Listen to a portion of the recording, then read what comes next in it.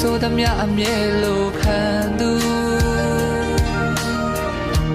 ပေးစားခြင်းလို့အချစ်ကိုခံယူထားလို့ကိုယ့်ရဲ့အချစ်ဟာအရာရာတိုင်းနဲ့နို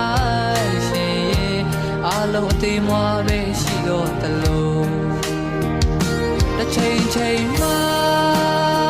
မေ့ချစ်တဲ့သူဟာကိုယ်ပဲဖြစ်မလားတခြားတစ်ယောက်ဖြစ်နေမလားနောက်တစ်ချိန်မှာကိုချစ်တဲ့သူဟာကိုယ်နှဘေးနာမှာရှိမှရှိပါမလား